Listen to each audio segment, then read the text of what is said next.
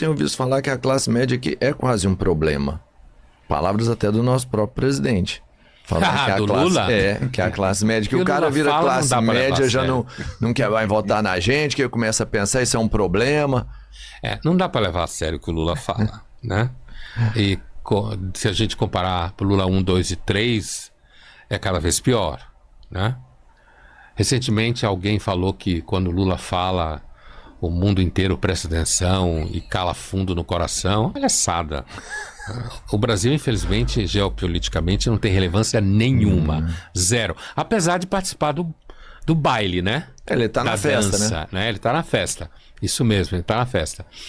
Agora, a classe média, uma classe média vasta, ampla, sólida, normalmente é signo de sociedade com menos desigualdade, sociedade um pouco mais calma, digamos assim, né? Com menos violência social.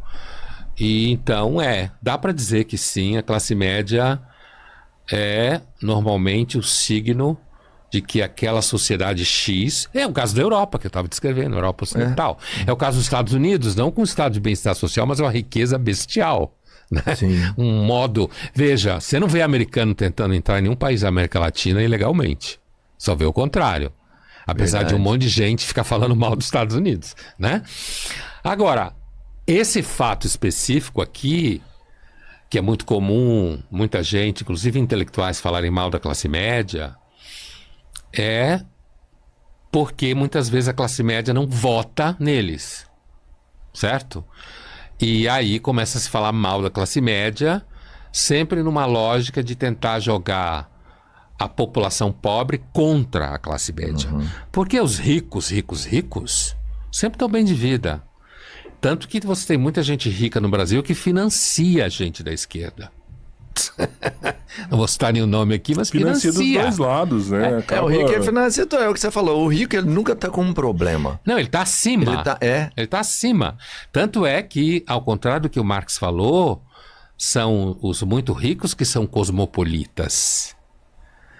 Passaporte europeu, fácil, dinheiro, viagem, dinheiro aqui, dinheiro acolá, patrimônio aqui, patrimônio acolá. Dupla cidadania. Falam línguas, os filhos aprendem a falar línguas estrangeiras, né?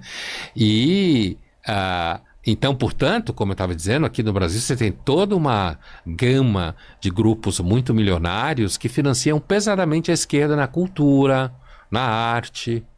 Todo mundo que conhece o ramo sabe disso. Sim. Então, assim, a ideia de que existe um conflito entre o PT e os muito ricos não é exatamente verdade, tanto que o PT está no poder há muito tempo e muita gente ficou mais rica do que era durante o governo petista.